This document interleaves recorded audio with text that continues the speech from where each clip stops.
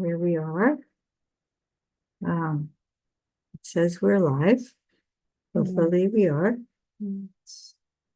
And There it is. Yeah.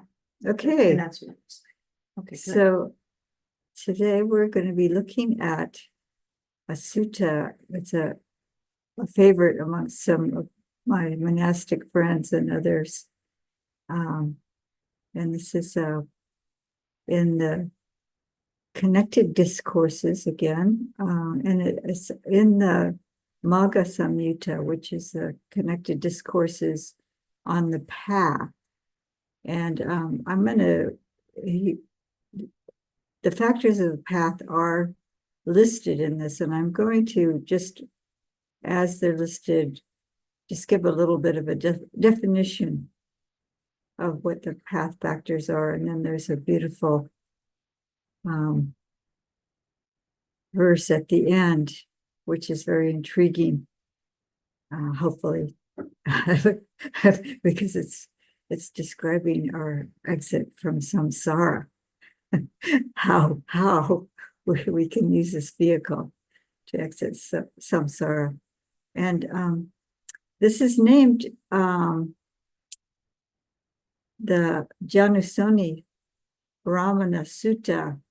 And Janusoni, the Brahmin, is the says in the notes, he's the chaplain to King Vicinity. He lives in the kingdom of Kosala, and he does this kind of show periodically, kind of ostentatious show of his wealth by riding around in his chariot. And maybe it's to inspire people also. I don't know. Oh, but it's go ahead. Well, This is I'm Aya Siddhijana, and this is Aya Nyanika. Next to me, due to our camera challenge, I'm going to move this back a little bit. Maybe it's a little bit more inclusive this way. But, all right. Well, I can lean in. Yeah. So go ahead. Buddha. Yeah, at the time of there's several suttas that kind of feel a little off in the way it rubs in our culture, but the culture at the time there was a real practice of mudita, that when your rulers or the wealthy in your town or village were displaying the wealth, you knew that you were connected to it too. That was the point in the culture at the time. At least thus have I read. I don't remember being there if I was. But so it's societally something different. It's meant to arouse, as I was saying, this inspiration and sense of connectedness with, oh, this wealth is possible. Yeah, it's the wealth of the kingdom. As well as so the shows of power and wealth, and because they're spiritual leaders too, the Brahmins, so there was maybe some real significance and inspiration, and maybe a little bit closeness to the devas a little bit by seeing something that appears so wonderful. So thank you for bringing that in. Yeah, so mudita, this is what's going to be happening when in this brief description of what this display of wealth and power. So this is at Sawati. Then the Venerable Ananda robed up in the morning, and taking his bowl and robe, entered Sawati for alms. He saw the Brahman Janusoni driving out of Sawati in a splendid all-white chariot driven by mares. And I think it says all-white mares. Nyanika is going to read Bhante Bodhi's. But anyway, so he's driven by mares, and he saw Brahman Janusoni driving out. I just said that. The chariot, the yoked horses were pure white, as were the ornaments, chariot, upholstery, reins, goad, and canopy. And his turban robes, sandals were white, as were the cavalry fanning him. When people saw it, they exclaimed, "Wow, that's a Brahma vehicle. It's a vehicle fit for Brahma." So all the people are cheering and exclaiming, "Wow, this is magnificent." It's like watching a parade. Something like that. Yeah, that's a very impressive racing by. This is the chariot driven by the Brahmin Janusoni, and he's just past Ananda, and Ananda goes back. We're going to have this read again, so don't worry. Then Ananda wandered for alms in Sawati, and after the meal, on his return from alms round, he went to the Buddha and bowed, sat down on one side, and told him what had happened, adding, "Sir, can you point out a Brahma vehicle in this teaching and training?" "I can, Ananda," said the Buddha. So I'm going to pause there and allow, Nyanika will now read Venerable Bhikkhu Bodhi's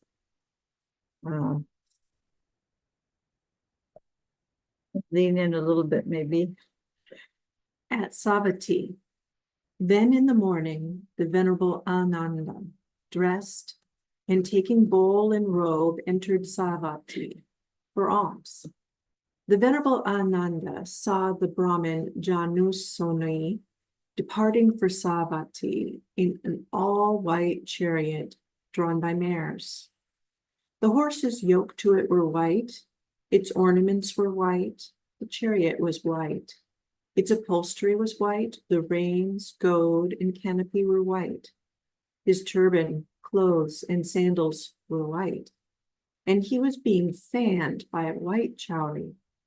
People having seen this said, "Divine indeed, sir, is the vehicle. It appears to be a divine vehicle indeed, sir." Then, when the Venerable Ananda had walked for alms in Savatthi and returned from his alms round, after his meal he approached the Blessed One, paid homage to him, sat down to one side, and said to him, "Here, venerable sir, in the morning I dressed and taking up bowl and robe entered Savatthi for alms. I saw the Brahmin Janusoni departing from Savatthi in all white, an all-white chariot drawn by mares. People having seen this said, 'Divine indeed, sir, is the vehicle. It appears to be a divine vehicle indeed, sir.' Is it possible, venerable sir, to point out a divine vehicle in this Dhamma and discipline?" "It is possible, Ananda," the Blessed One said. "This is a designation of the Noble Eightfold Path, the divine vehicle and the vehicle of Dhamma, and the unsurpassed victory in battle." Sadhu. I think you might have went- gone I a went- little bit I went further. into- That's fine. all right, That's yeah. beautiful. So that takes us to the divine vehicle, and this is the Brahmayana. Brahmayana Rupam is the Pali word as it appears in the somewhere down here. Let's go back up. And so the people were saying that right here. There. So the Brahma is, they just translated as God, but it's a specific high level. And maybe considered the most powerful of the gods. And Yana, and some people know this word, like there's Hinayana, Mahayana, Vajrayana. So it's a vehicle, right? So, but it can be a vehicle as far as like an actual chariot, or a car or something like that. But it also can be a means, a way, like a practice. like the Mahayana practice is the great vehicle. It's a way to liberation for many, you help others and yourself to awakening or something like that. And but dhyana is also a carriage wagon vehicle. It also says footwear and sandals. That's quite interesting here. And then the rupa has to do with a form, but it's because it's this amazing form that they're seeing. This Brahma vehicle is that the physical form that they're seeing is quite beautiful. But then the Lord Buddha talks about a vehicle, as I was saying, what Mahayana is considered the yanas or ekayanas, one way. And that's the practice, our path. And he's, as I and Yannick had read Bhante Bodhi's translation, he was pointing out that it's a vehicle for liberation and overcoming the defilements, destroying the kilesas. So here, the designation or term Brahma vehicle is for the Noble Eightfold Path. These are also there's teaching and training. Yes, so here, okay. Dhyana also means going or proceeding. So it can feel, you could interpret the word also as like going like the divine, proceeding like the divine. And so the Eightfold Path, that seems very appropriate. So these are all terms for the Noble Eightfold Path. Vehicle of Brahma, or else vehicle of truth, or else supreme victory in battle. So this is what the chariot was used for often, was to wage battle. So we're doing this internal battle against greed, hate, and delusion. When right view is developed and cultivated, it culminates with the removal of greed, hate, and delusion. So we're just going to say with each path factor, I'm going to just give a very brief description of what that actually means. And samadhi is here, and it's usually translated as right view, or it just says correct view or understanding. Often I've heard it as right understanding. So the ditthi does have to do with sight, and but so view is appropriate, how our viewpoint is, and the understanding of something, or understanding of the Four Noble Truths is a kind of one of the most developed aspects of samadhi, but it also encompasses our understanding of the wholesome and the unwholesome, and how our actions through body, speech, and mind are really, they do have an impact on the path, that we have to side on the skillful rather than the unskillful in order to make progress on the path, and what that means, and how we cause ourselves suffering actually is very much a result of unskillful behavior through body, speech, and mind. So it all works together. Then the next one is when right thought is developed and cultivated, it culminates with the removal of greed, hate, and delusion. So right thought, Bhante Bodhi translates as intention. And I like that. This is Sama Sankapo. Sama Sankapo. And the dictionary here says correct intention, right volition. And do you have a translation of Sama Sankapo? Aligned resolve or aligned aspiration, aligned intention. So It's probably the one that's So- most translated into a variety of things. yeah, it's one of the ones that Right has. correctness of mind is my current favorite. So, yeah, it gets kind of complicated when we have so many translations, but,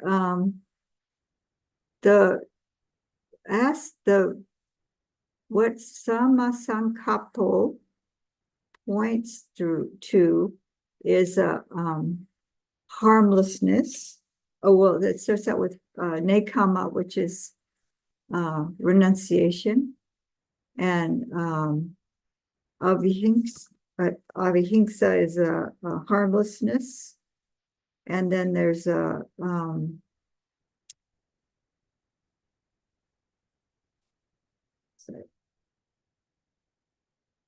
renunciation, goodwill, and harmlessness. Abhyapada, yes, that's what it is. Abhyapada is the second one. So these are the three aspects of right intention, right thought, volition, anything else you want to call it, Sama Sankapo, but the idea of giving up greed through renunciation, giving up hatred through goodwill, and giving up cruelty through harmlessness. And right speech, which is Samawacha, is there's usually not so many translations of right speech. Wacha is pretty straightforward.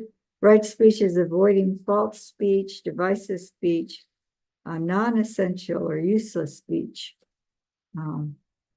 Anything that's unskillful, harmful to oneself or others.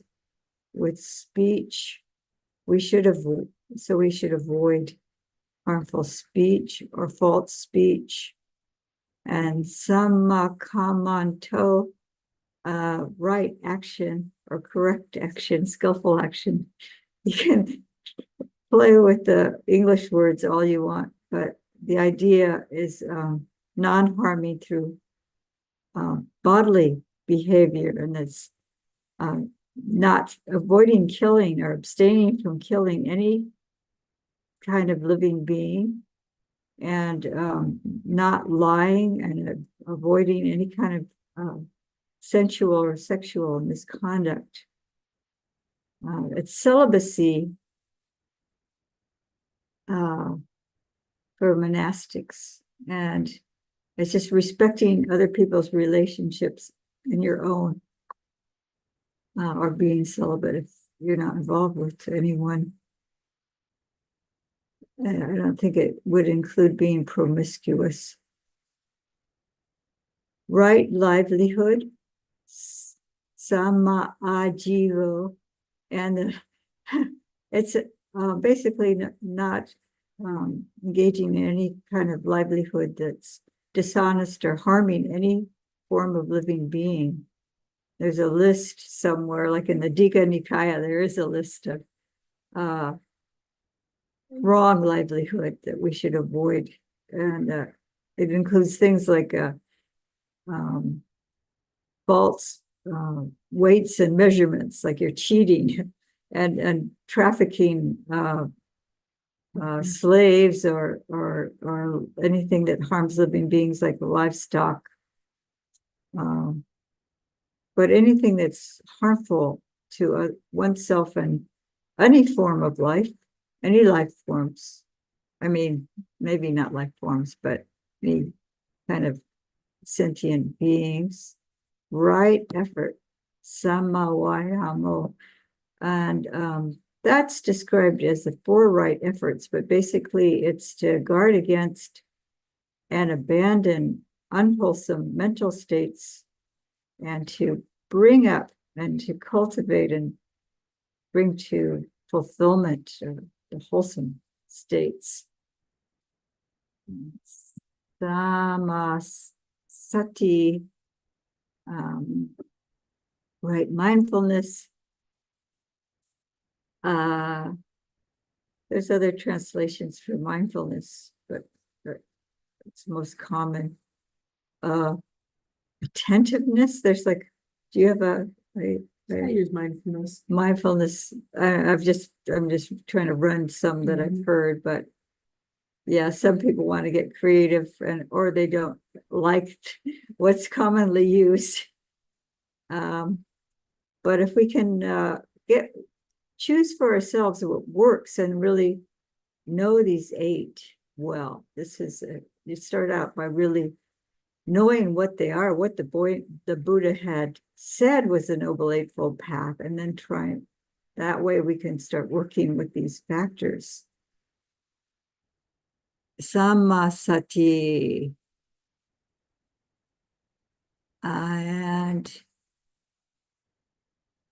I clicked on the wrong Samasati. Where is Samadhi? Here it is. Sama Samadhi. And that's often the old translation is concentration. The old translation is concentration. And the people argue with that one. They don't like it. Ajahn Brahm for one.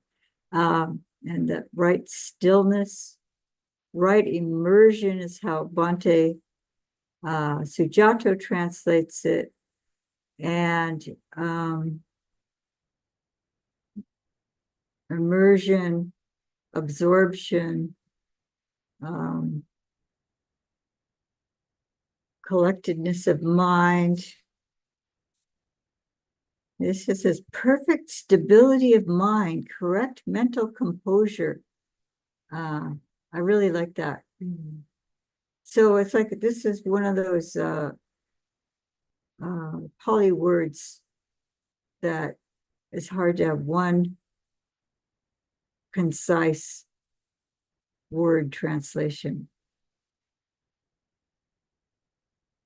So each of these path factors is developed and cultivated and culminates with the removal of greed, hate, and delusion. How does Bhante Bodhi translate that particular aspect? Each factor that when developed and cultivated. Developed and cultivated, has as its final goal the removal of lust, the removal of hatred, the removal of delusion. So its final goal. So this is arahantship, actually. It culminates, or this final goal is actually the destruction, removal. It says removal, which is interesting. So the mind is devoid. It's empty of greed, hate, and delusion. And not only is it removed at arahantship, it will not arise again. But in the meantime, we could work at diminishing and abandoning these qualities. And the Noble Eightfold Path is the way. This is the way to understand how all these terms for the Noble Eightfold Path are the vehicle of Brahma, or else vehicle of truth, or else supreme victory in battle. So that was Sangam Vijayo. So this is a victory over greed, hate, and delusion. This is you might not like the idea of a battle, but maybe it seems that way sometimes. But when we read this these verses, it doesn't sound like we're struggling or causing harm to oneself or others. So I'm going to read the verses, and then Ayana. This is Bhante Sujato's translation, and then Ayana can read it, and then we'll go over it in some detail. This is what the Buddha said. Then the Holy One, the teacher, went on to say, describing this chariot, its qualities of faith and wisdom are always yoked to the shaft. Consciousness is its pull, mind is its strap, and mindfulness its careful driver. The chariot's equipped with ethics. Its axle is absorption, and energy its wheels. Equanimity and immersion are the carriage shaft. It's upholstered with desirelessness. Goodwill, harmlessness, and seclusion are its weapons. Patient, its shield and armor. As it rolls to sanctuary from the yoke, this supreme Brahma vehicle arises in oneself. The wise leave the world in it, sure of winning the victory. This is what the Blessed One said. Having said this, the Fortunate One, the teacher, further said this. Its qualities of faith and wisdom are always yoked evenly together. Shame is its pole, mind its yoke tie, mindfulness the watchful charioteer. The chariot's ornament is virtue, its axle, jhana, energy its wheels. Equanimity keeps the burden balanced, desirelessness serves as upholstery. Goodwill, harmlessness, and seclusion, these are the chariot's weaponry. Forbearance, its armor and shield, as it rolls toward the security from bondage. This divine vehicle, unsurpassed, originates from within oneself. The wise depart from the world in it, inevitably winning the victory. Sadhu, sadhu, sadhu. So we're going to go over this, and if you have any, Christine is the only, Mudita is the only one we see via Zoom, or maybe other people, but if you have anything you want to comment as we go along, you can, or we'll just at the end check in. So it starts out with its qualities of faith and wisdom always yoked to the shaft. So this sada and panya, these are two aspects of the 5 spiritual faculties, and it's also they're also called controlling faculties because they help guide the mind and empower the mind to overcome unwholesome qualities. And we have sada. It says faithful, confident, believing, devoted, and trusting. So trust, devotion. I don't know. Belief is not really a good translation because and also faith is based on panya. So we have confidence because we've at least understood to a certain extent the teachings. We can see to a certain extent the cause of suffering and how we can diminish our suffering. So there's this confidence, this trust arises So these two are balanced. It says it's always, this is the yoke shaft. This is the qualities is, that's the Dhamma. Yuta is always yoked to the ship. right, and Bhante Bodhi says always yoked to the harnessed, yoked. And this is the shaft, I think, here. It has a question mark, but I looked it up somewhere else. And asada is always. And consciousness, hiri, some people translate this as shame. Bhante Bodhi, I think, translates it as shame. Consciousness is its pole, mind is its strap. So this hiri is this awareness of what's unskillful and skillful, what's so-called right and wrong, as far as what harmful behavior, like a morally incorrect. And so the hiri prevents us from engaging. It's this internal sense of this is not right. And if I do this, it's against my ethical, my standards. So, we might be tempted to do something, but then the hiri is going to stop us from engaging in the activity. So it's actually really important. And mano is mind. So that's interesting. The mind is one of the six consciousnesses, and so the awareness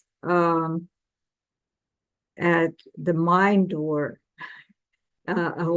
So if we're skillful with that kind of awareness, then it's gonna help us be mindful. So here it says, and you're looking up something there, the yoga. And sati is translated as memory, remembering, recollection, keeping in mind. So I think keeping in mind is a good way to think about mindfulness, is that we're keeping what we're doing in mind in the present moment, or we're mindful, keeping in mind what's arising in our mind, or have this awareness, and then we have a certain amount of discernment, remembering to be here now is one way, and remembering really to abandon what's unwholesome and to cultivate the wholesome. So it's that aspect that's kind of overseeing and aware in a particular context, not just kind of it could be aware that the faucet is running and running and running and running. but if I don't remember, oh, if that's a bad idea, that I'm just wasting water, something like that. So the sati has intelligence to it. It's actually should be a wise quality of the mind. And this arakasara, it says this is he's translated as careful driver. It's a charioteer, and the charioteer is guarding araka. Is a protector or guard, so the sati protects. He's driving the horses, he or she driving, or they driving the horses, and but they're very aware of what's going on all around. Like when you drive a car, you're looking ahead and you're steering your car, and you're aware of what's going on around you, so you're driving safely. So he's very mindful as the charioteer, they are driving the chariot. And the chariot is equipped with ethics. This is Sila Parikaro. It says equipped or accessories. So this is I think I like the idea of equipment. It's just like this, the ethical conduct or Sila, or 5 or however many precepts we're keeping us it's also keeping us safe, but keeping us on track. So it's equipped with Sila. And this is a very interesting one here. Its axle is absorption. So this is it actually says jhana here. I think Bhante Bodhi's just says jhana. Yeah.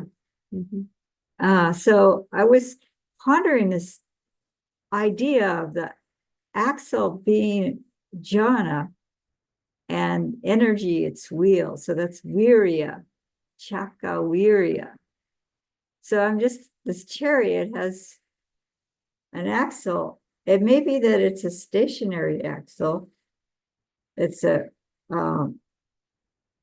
attached to the body of the chariot, and the wheels are spinning on it. This is what I'm imagining, because the axle could be spinning also if the wheels are attached firmly to the axle, and the axle has something it rotates on. But it may be the chariots at the time had the wheels spinning on the axle, and the axle being a stationary. And that's how I could imagine it as jhana, as the absorption of the really stillness of mind. And there's a footnote. Yes, so the commentaries say that the axle made of jhana by way of the 5 jhana factors that accompany insight. So Bhikkhu Bodhi Bhante says, though when fully mature, they bring the mind to the first jhana, these factors are also present, though less prominently, in the concentration that accompanies insight meditation. So that doesn't help me with the simile, but why the axle? So I'm thinking that the wheels are spinning on the stable, the energy moving us forth along the path. We have this kind of firm foundation of our meditation and getting deep into the meditation. But we're also being kind of carried by that. The wheels are being held so that they operate like wheels and move us forward. Maybe the jhana factors are the shock absorbers. The shock. I guess on the chariot they may have had shock absorbers too. They're probably white. All white. Well, so that's something to ponder. But this showing the importance of it. I mean, when you see a chariot, you might not even pay attention or really notice the axle. It's underneath the carriage, and there might be a hub on the wheel, and the wheels are spinning, and the chariot's moving, and the axle is very essential to that whole operation. If the axle breaks, the chariot's gonna just, everything's gonna collapse, and you're gonna go off the road. So the stability of mind, the stillness and stability is essential, along with the wheels, of course, and everything else. I mean, it's just like it's a whole working in unison.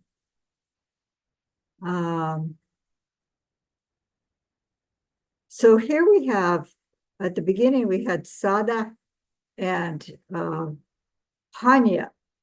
And these two are spiritual faculties or controlling faculties. And then sati, mindfulness, is a controlling faculty. And samadhi. And jhana is the description of samadhi.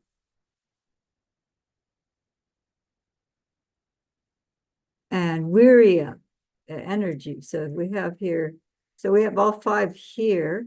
Jnana is the samadhi and virya. So this is all five of the spiritual faculties. And then we have equanimity and immersion are the carriage shaft. So immersion is another word. And here, this upekkha is equanimity, but this is what's very interesting right here is dura samadhi. And so this is proper alignment, evenness of the yoke. So the samadhi has a different meaning in this context. So the word samadhi is in this word, and then Bhante Sujato has taken it out. How does Bhante Bodhi translate that one? The burden, which here, equanimity keeps the burden balanced. So he doesn't mention the samadhi is within that. Bhante Sujato has pulled it out, but it's proper alignment, evenness of the yoke. So the Buddha is doing a play on words here.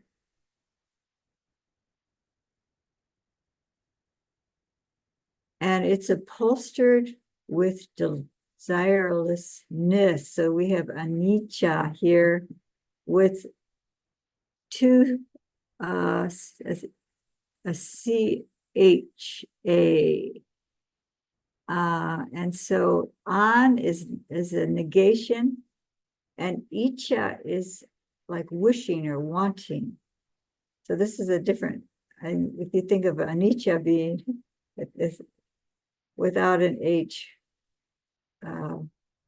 being impermanence, this is desirelessness, wishlessness. And it's upholstered by that. So that's really interesting too. Why would they say that? And it's like upholstery is a covering. It's also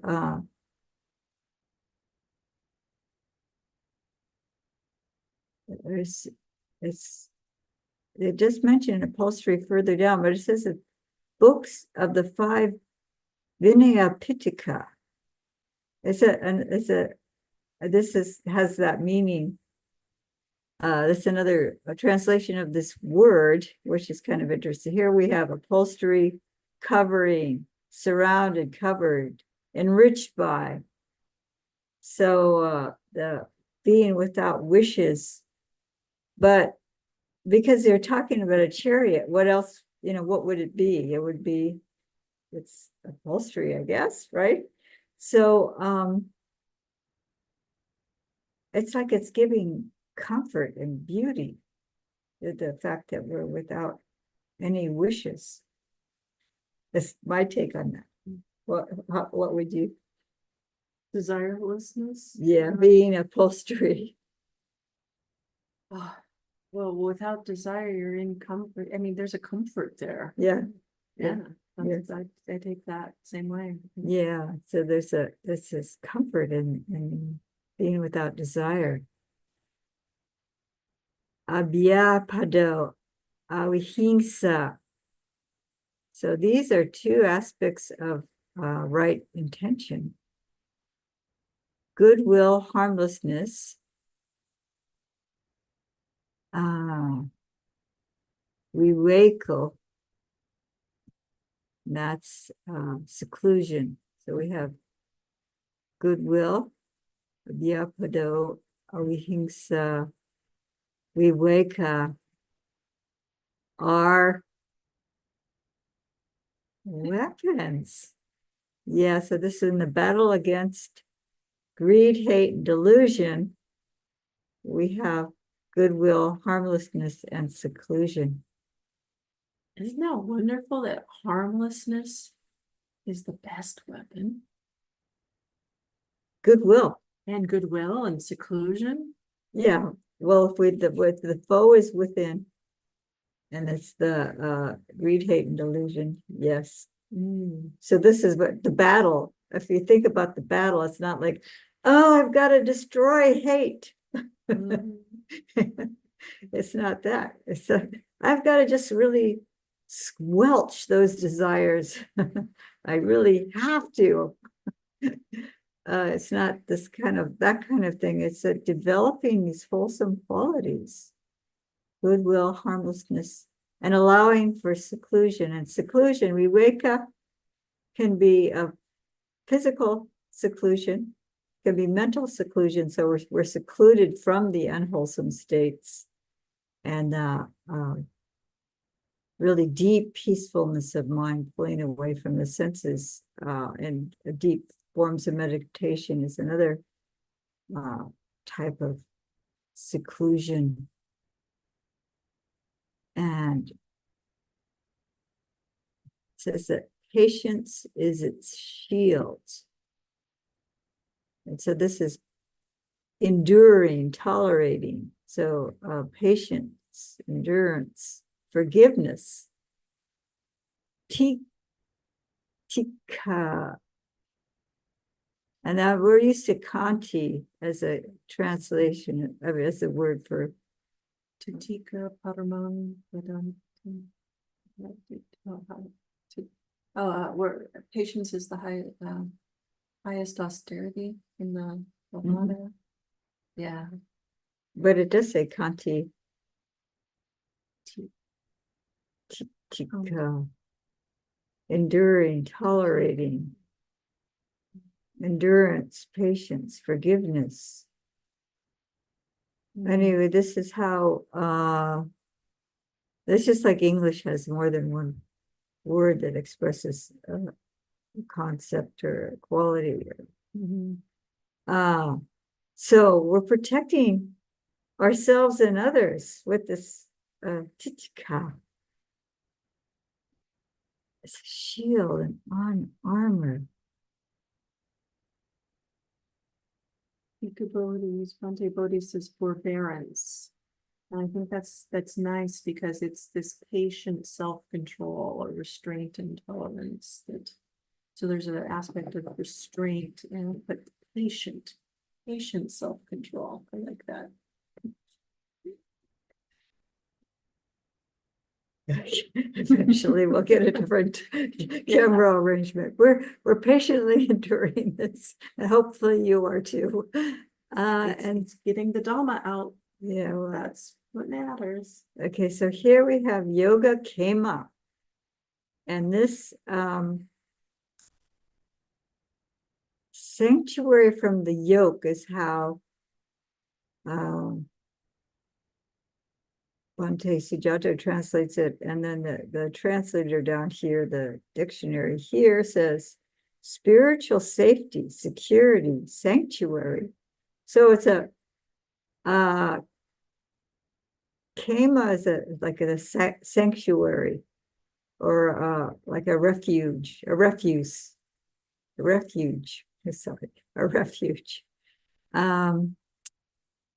like an oasis or something like that. Originally, it was like a beautiful place, a protected place, or like you'd have a wildlife refuge. And it's an area that the wildlife is protected. So yoga is a bondage if you're yoked. This is yoga comes from that word that we usually think of yoga as these postures that people take, but it's a discipline. You're devoted to this discipline, so it's like you're yoked to it. You're like a team of animals will be yoked together, so it can be a positive things like that. Horses in the chariot are evenly yoked. and they work as a team. But in this case, they're talking about bondage, and maybe the horses don't particularly want to be pulled in a chariot. They'd rather be free. But in this case, for us, everything working together in unison, yoked evenly, is the positive aspect. So we are actually, as it rolls to sanctuary from bondage. I think Bhante Bodhi says Security from bondage. Security from bondage, or being bound by. So we want to bind ourselves in practice to the wholesome and become free from unbound by eventually we're totally unbound from samsara. But while we're still working on it, we need to bind ourselves to the wholesome and unbind ourselves from that also. So this supreme Brahma vehicle arises in oneself. The wise leave the world in it, sure of winning the victory. Would you read that last piece, please? This divine vehicle unsurpassed originates from within oneself. The wise depart from the world in it, inevitably winning the victory. Sadhu, sadhu, sadhu. So that is the Brahma vehicle, and the Janusoni Brahma Sutta, and that is from the Connected Discourses, and it's that's SN 45-4. And I would recommend, if you are a lover of the suttas, to read SN 45-8, because that is the analysis of the factors of the path. So it goes into a description of each path factor, the definition according to the Buddha of what right view or right understanding is. Samaditi, sama sankappo, and so on. So that's what I would recommend people know these well.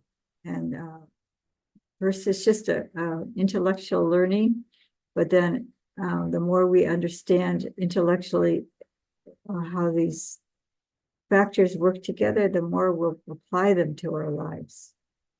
So that's what I'd like to offer. And I don't know if Mudita has a question or comment other than it's in the chat.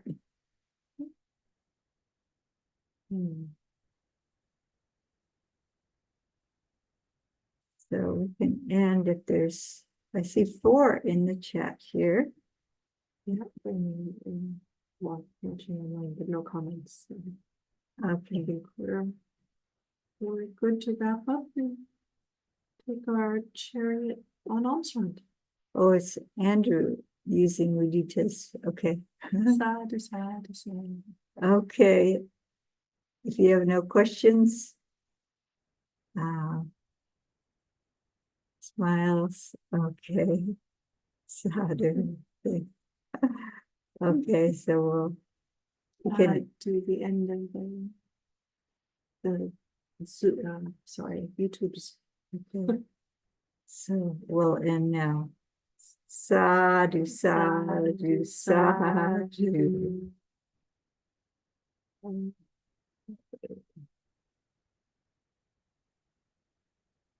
That's just the sharing. Stop sharing.